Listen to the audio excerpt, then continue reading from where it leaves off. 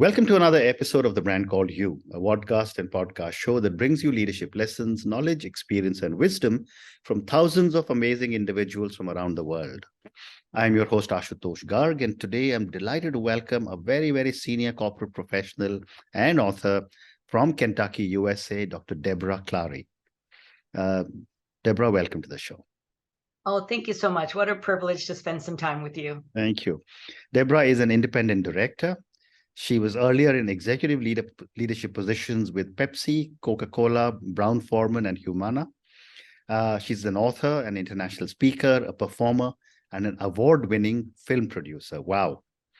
So we will talk about a lot of the things that you are doing, but let me start by asking you that you have worked in sales management, operations, marketing, strategic planning, and executive leadership development. Tell me a little bit about your own journey in brief. So I was born and raised in Michigan, which is in northern U.S. Yeah. And I was the first person in my family to graduate from college. And then I went on to business school. And then my first job was driving a route truck for Frito-Lay. Wow. Now, my parents were Okay. like, what? What? You went 6 years of school and you're now running a route truck for Frito-Lay. But Frito-Lay, they started everybody on the truck. They wanted their employees to understand their business from the ground up. So for about 9 months, I loaded a route truck with Frito-Lay chips and cookies and delivered them to stores in the Detroit area. And I did that for about 9 months. Wow. So that's how I started. That's amazing. Amazing. And, you know, when I was reading about you, you say that you improve the impact and contribution. Tell me a little more and give me an example. So the work that I do now, I work for Humana, which is a very large health company in the US, and I am embedded in the C-suite. And so my role is to help the senior team with their impact and contribution to the organization. And the ways in which I do that is one, from individual coaching in terms of how they're showing up and how they can improve at the individual level.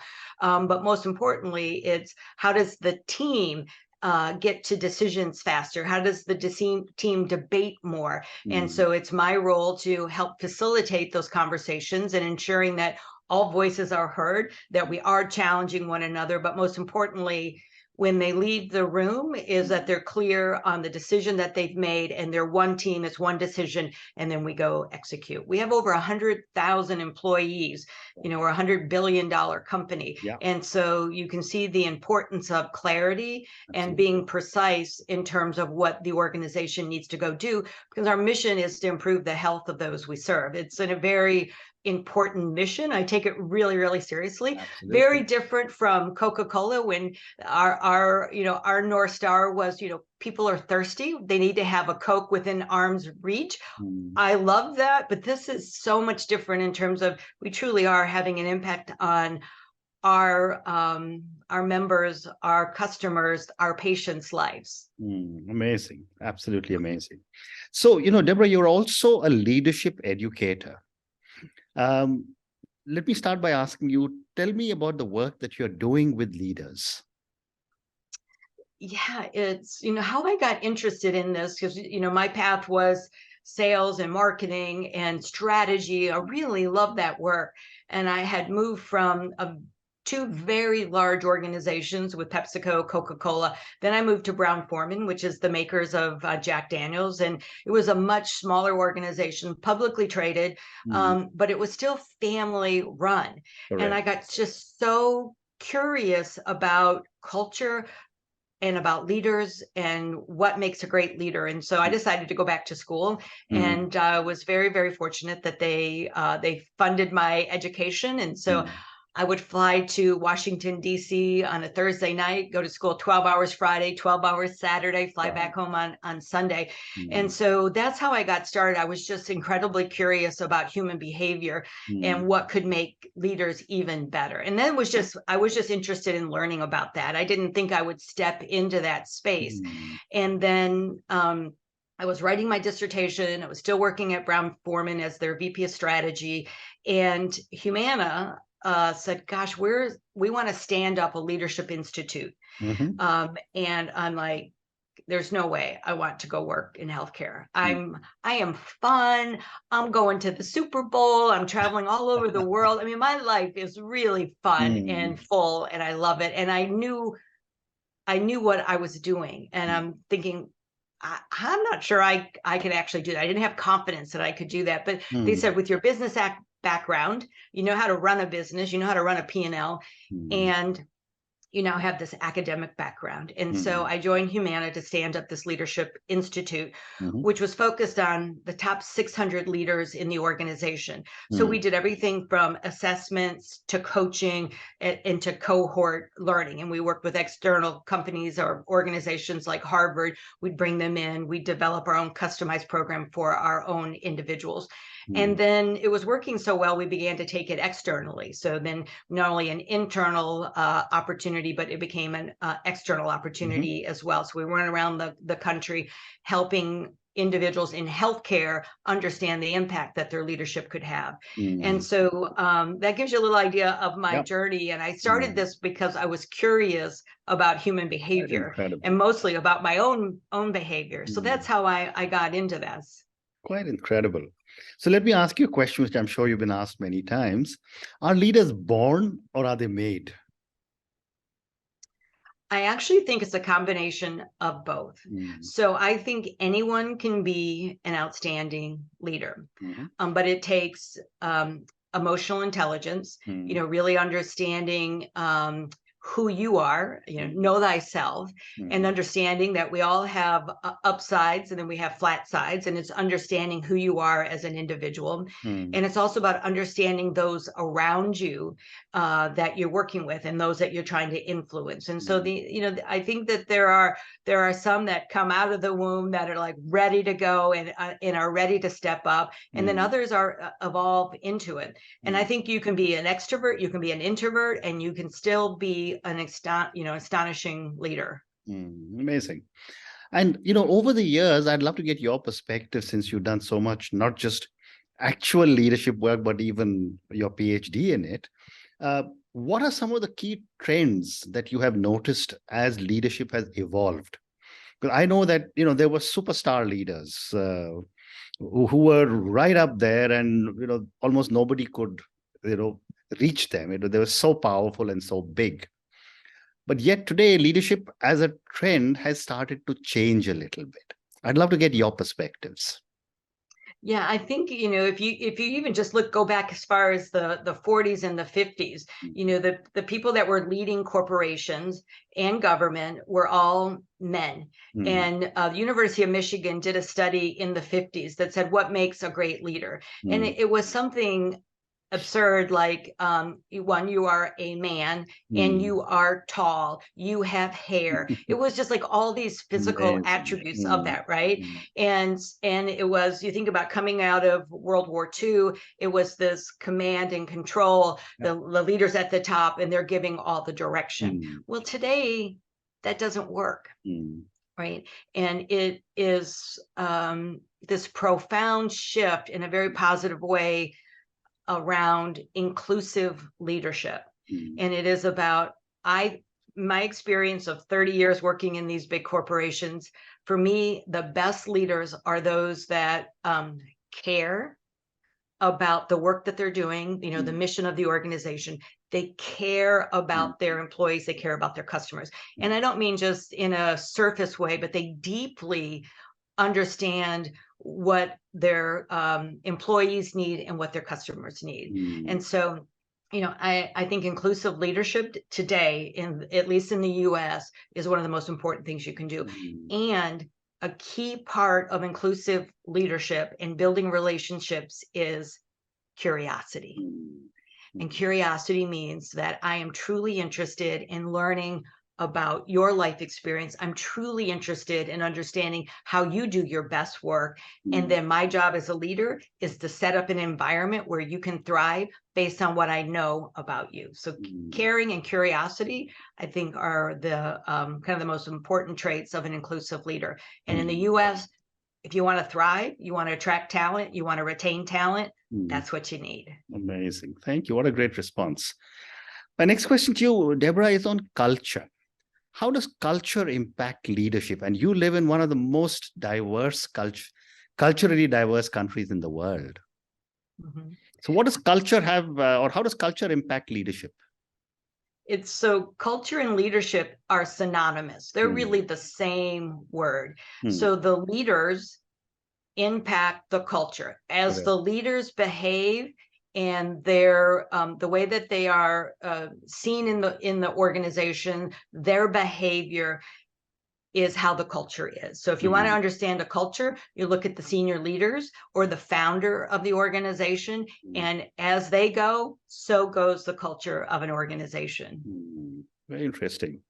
The other thing that's beginning to impact leadership now is technology, and technology seems to be changing the leadership paradigm in the world. What are your thoughts? I absolutely agree. You know, to make good decisions in this rapidly changing world we're living in, you've got to be able to use data to make good decisions. And I'm not talking about people that live in IT. I'm talking about every leader in the organization has to look at trends and data, your competitive landscape, and that all comes from accessing and analyzing data. It's one of the most, I think, critical skills that leaders need to have today. And I also think it's the greatest challenge for more senior leaders that have been in the workplace 30, 40 years to understand that. But it's going to be critical. Amazing. Another question that I've often been asked, and I'm going to ask you the same question, is the last 3 years have been very challenging for the corporate world because of the pandemic. How has the pandemic impacted leadership? I think it's had this is going to be an obvious statement, but it's had a profound impact on leadership because leaders had to lead in a very different way. Correct. They had to be able to, one, quickly assess the crisis, at least in the US, and probably all over the world. How do we get people what they need in their homes so they are physically safe, but at the same time, they can still care for our customers and still care for the employees that they lead. So there was this need to have agility and the need to have increased trust that your teams, your employees were doing the work. And what we found is engagement went up significantly and productivity went up significantly. Very interesting. And what, in your view, is the difference between men and women leaders? There are differences, obviously, in terms of how men and women lead, because they have different brains. They're socialized differently, at least in North America and maybe all over the world. But the reality is that to be a phenomenal leader, you need to be both transformational, meaning that you're able to see the future, you're able to bring along your organization to say, this is where we're going. I want you to come along with me. And at the same time, you have to be transactional, meaning that you have to get the results. Your investors are counting on it. You've got to get the earnings that you're projecting on that. So in general, in the research that I did for my dissertation, we looked at the differences between men and women leaders, and men were more transactional, but they also had transformation. Women were more transformational, but also transactional. But the point is that you have to have both to lead a large organization or even a small organization. Well said. Well said. So one more question on leadership, and now I'm coming to the younger generation of leaders, and I'm from the boomers generation. But I find millennials and the Gen Z leaders have actually brought a breath of fresh air into most organizations. I'd love to get your perspective on how these young leaders are changing the paradigm. Yes. So I have two daughters that are in the workforce, and I learned so much from them. One is this the boundaries that they set for their lives, right? They've seen their parents work an excessive amount of time, spend time away from their families, you know, the struggles that they've had to balance that. And I see this in my daughters and in the employees that I manage, is that there are boundaries, you know, that we're going to work these hours. It doesn't mean that I'm not available for crisis or emergencies, but I'm just really, I've been astonished at how well they have managed to be able to get the work done within the boundaries that they set. You know, there's this thing around the quiet quitting now, and you know, oh, this is a really bad thing. And I'm like, I don't think quiet quitting is a bad thing. It means that I'm going to give you what I have for these amount of hours. I'm going to be available for you if you need me. But I actually think that, sorry about that. It's just been a really extraordinary way for us to understand what's really important in life, and that people can be significantly impactful and work a reasonable amount of hours. That would be one way. The other thing is around technology and how they look to connect data. So I think they're teaching us, you know, how to lead in a different way. That's it. Yes, great response. Thank you. So I'm going to move to your book. We'll talk about your film after then I'll come to your role as an independent director. But tell me a little bit about the book that you have written. What is it called? What is the title of the book?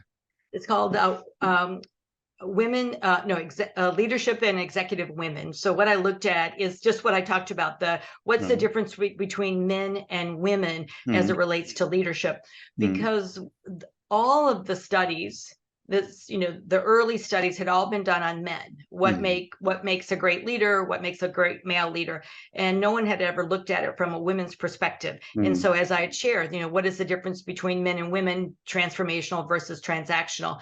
And there are those differences, but as I said, you've got to have both to be a successful leader. Interesting.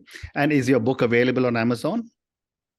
I don't think it's in print anymore. That came out in 2005, but you can try to find it. Okay, we'll check that out. You're also an award-winning film producer. Tell me a little bit about what got you interested in films and what made you become a producer. So I have this passion around women and women leadership and women issues. You've heard me talk about it. That's what I wrote about. And somebody in New York that knew someone that I knew, this individual had a story that actually took place, their real life story that took place in Louisville.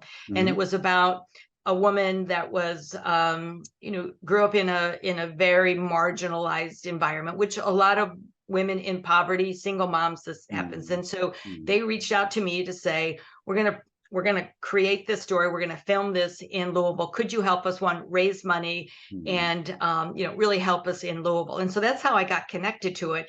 And so the movie is called Beauty Mark. And we based on a true story, but it's a feature film, 89 minutes. And it really brought forth the story of before Me Too, because it hit right before the Me Too broke out. And it just really highlighted the need in our communities to support women that have not been fortunate like some of the others are. So that's how I got into it. And so then we just went around the country at film festivals and started winning these awards. And then we ended up selling it to Amazon. Amazing. So you can see that on Amazon or Netflix, and it's called Beauty Mark. Okay, we'll look for that Beauty Mark on Amazon wonderful. The other thing that I wanted to now talk to you is that you're an independent director. I don't know about the laws in the US, but I know that in parts of Asia and India where I live, an executive director has very, very stringent fiduciary responsibilities. And I'm sure you have the same in the US as well. What do you look for before you accept a board position? So I look at the leadership of the organization, right? So who's leading the organization? I look at, am I passionate about the work that they do and their mission? That And then I look at, could I make a contribution? Like, what kind of contribution could I make here? So those are the three things that I look at. Certainly I do my due diligence around, are there any lawsuits, anything that's pending that could get messy. So those are kind of I guess the four things that I look at. The other thing that is often being debated, and I remember when I was on the board of Gavi, the Vaccine Alliance in Geneva, Gavi used to get the most transparent organization or board in the world award every year. What is the level of transparency that is needed in boardrooms, and could improvements be made there? I mean, at least in the US, it's mandatory, right? That the board has to have access to all information, all the financial information. Now, but here's the juxtaposition: is that if you're a management team, particularly if you're the CEO, the board is your boss, right? And so it's only human nature that we want to look good in front of our board, in front of our bosses, so to speak. And so there is that juxtaposition of when do I tell them and what do I tell them? But it is mandatory that you tell them. And so I think that's what the one thing that I've noticed is the positioning of the information, as opposed to being direct. This is the situation. It can sometimes be couched in a softer way if the CEO isn't feeling confident and supported by their board. Wonderful. And I have time for only one more question. And this, Debra, is for the thousands of people who will listen to our conversation. Based on your own amazing journey from the corporate world to a leadership educator, to an author, a film producer, what would you say are three lessons you would want our viewers and listeners to take away from your own journey? I think one is those that are curious will always be in demand. Yeah. Which is also then sets up this continuous learning. How do you deepen your expertise, and then how do you learn new things? Yeah. And then the third would be just know thyself. What are you passionate about? What are your strengths? Focus on your strengths and not your weaknesses. Wonderful. And on that note, and your three wonderful lessons: be curious, be a continuous learner, and the third one, which is so important, know thyself.